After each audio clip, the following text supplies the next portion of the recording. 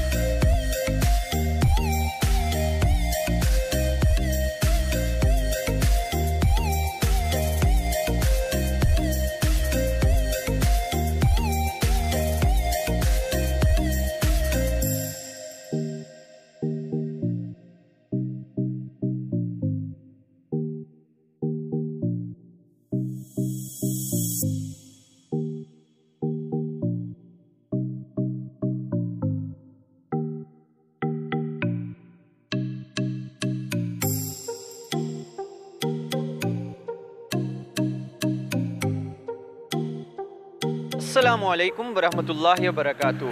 RSTV Muzaffar آباد کے plate form سے میں ہوں آپ کا میزبان شہاب احمد ہاشمی۔ ناظرین، جیسا کہ آزاد کشمیر اپنی خوبصورتی کی وجہ سے ساری دنیا میں مشہور ہے اور اس کے ساتھ ساتھ آزاد کشمیر کی ثقافت بھی ایک الگ اہمیت کی حامل ہے۔ آج ہم موجود ہیں modern arts and vocational academy میں، جہاں ہم اپنی کشمیری خواتین کے ہاتھوں سے بنے ہوئے کپڑوں پر ڈیزائن دیکھیں گے جو کشمیری ثقافت کی پوری دنیا میں نمائندگی کر رہے ہیں اور ایک الگ اہمیت کے حامل ہیں۔ جی ناظرین، اب ہم موجود ہیں modern Kashmir arts vocational training centre Gojra نزد روز مارکی، اور ادارہ کی سربراہ ہمارے ساتھ موجود ہیں۔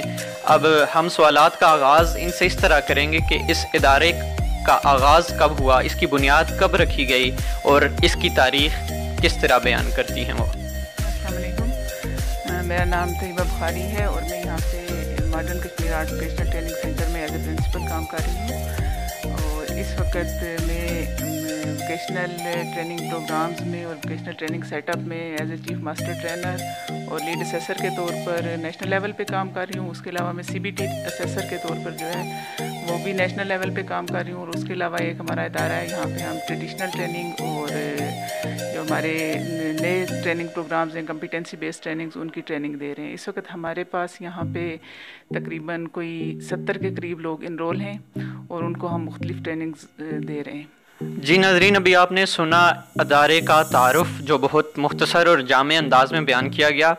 اب سوالات کا سلسلہ ہم جاری رکھتے ہیں۔ ہم ان سے پوچھیں گے کہ کشمیری ثقافت میں انہوں نے جو اپنی خواتین اپنی اسٹوڈنٹ سے جو خدمات لیں اور اس کے علاوہ یہ کس طرح کے کورسز کرواتی ہیں اور ان کا آگے فیوچر میں کیا فائدہ ہوتا ہے۔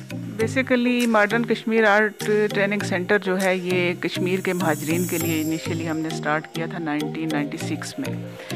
اس کے بعد تب ہم نے اس کی رجسٹریشن کروائی تھی Azad Kashmir social welfare organization کے ساتھ۔ اس کے بعد جب ہم نے اس ٹریننگ کا آغاز کیا اور آگے نکلے تو جب آزاد جموں کشمیر ٹیپٹا بنا تو اس کے ساتھ ہم نے رجسٹریشن کروائی، اور اس وقت اس ادارے کا مقصد لوگوں کو صرف فنی صلاحیت مہیا کرنا تھی۔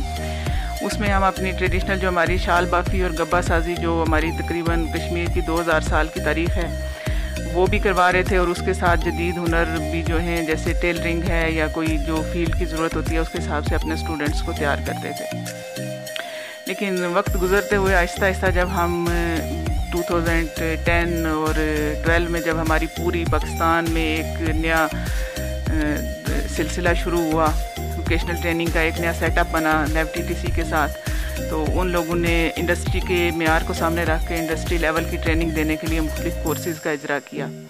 اب جب نیشنل NAVTTC نے ہمارے ساتھ انیشیلی ہمارا ان کے ساتھ لیزان بنا جب وہ کریکولم ڈیولپ کر رہے تھے اور مختلف چیزیں، تو شال بافی اور گبا سازی کیونکہ یہاں کا آزاد کشمیر کا لوکل ٹریڈ ہے، تو اس کے لیے ہم نے یہاں سے لوگ ہائر کیے، ہم نے فیلڈ میں جا کے وزٹ کیا، اور شال بافی اور گبا سازی کا جو اس وقت نیشنل لیول پہ آزاد کشمیر میں جو کریکولم پڑھایا جا رہا ہے اور جو ہم نے نوٹیفائی کیا ہوا ہے وہ میرا بنایا ہوا ہے، اور ہم نے یہاں پہ فیلڈ سے لوگوں کو اکٹھا کیا اور اپنے ٹریڈیشنل ٹریننگ پروگرامز کو جو ہے نا، اور تاکہ یہ لوگ یہاں پہ کام کریں اور آگے انڈسٹری میں لے جا کے مارکیٹ لنکیجز بنائیں اپنے، تو اس میں انیشیلی ہمارے ادارے کا بہت بڑا رول ہے۔ ناظرین، جیسا کہ آپ نے سنا، گبا سازی کے ساتھ ساتھ انہوں نے جدید اور نئے آنے والے طریقہ کار کو اختیار کیا، اور اس کے ساتھ ساتھ کشمیر کے گبا سازی کی جو ثقافت ہے اس کا انہوں نے نہ صرف کام کیا بلکہ انہوں نے اس کا کریکولم بھی تیار کیا اور پاکستان میں نیشنل لیول تک اس کو لے کے گئے۔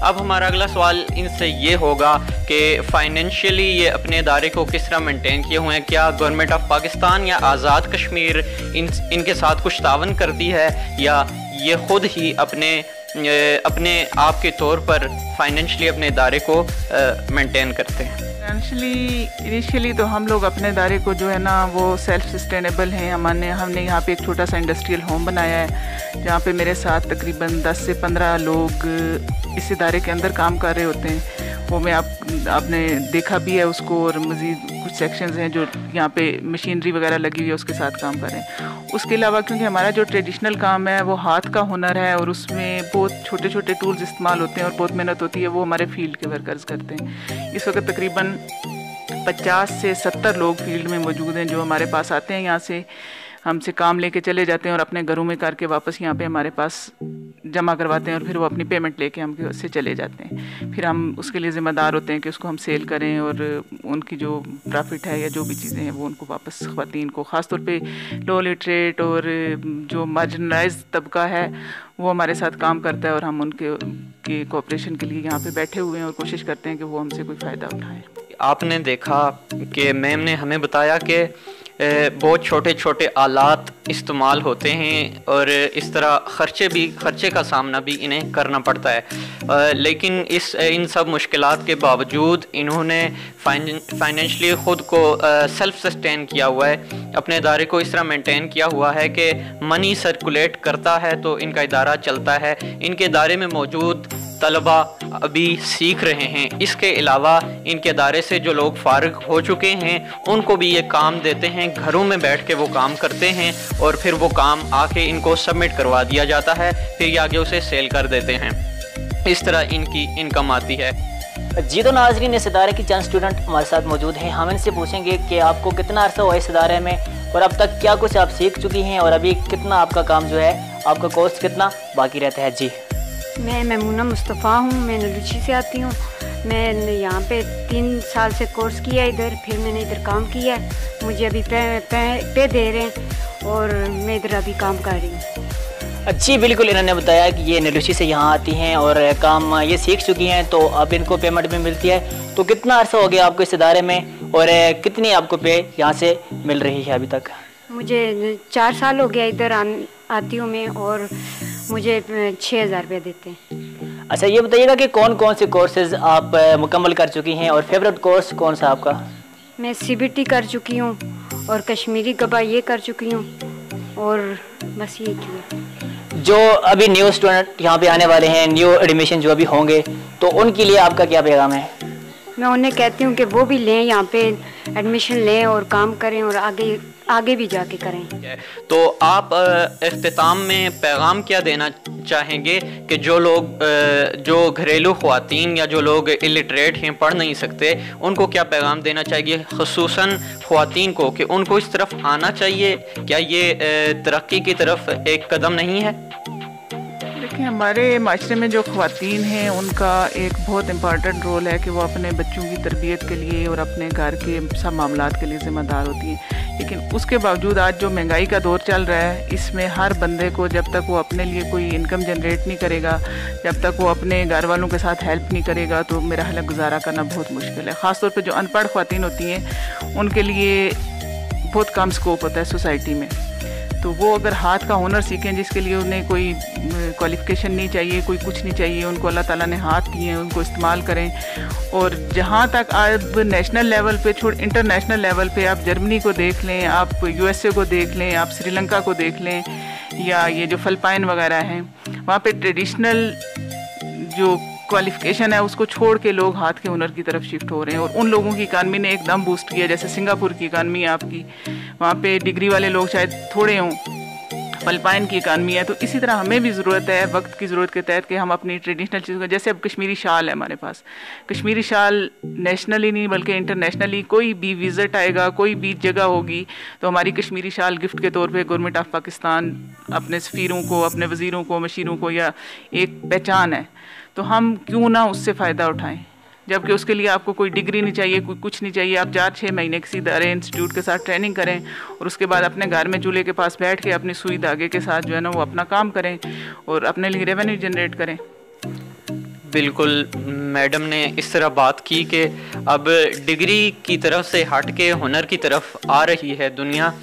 तो इसमें एक बात ऐसे भी सामने आती है कि हम मशीन से ज़्यादा हाथ से बनी हुई चीज़ पे या बाहर से ज़्यादा घर की बनी हुई चीज़ पे इक्तिफ़ा करते हैं। ये ऐसे ही है जैसे हम होटल में खाना खाने के बजाय घर का खाना फ़रोग़ देते हैं। जी तो नाज़रीन, आज के लिए इतना ही। फिर हाज़िर होंगे आपके पास एक नए मौजू के साथ। दीजिए अपने मेज़बान शहाब अहमद हाशमी को इजाज़त। देखते रहिए RS TV मुज़फ़्फ़राबाद। अल्लाह निगहबान।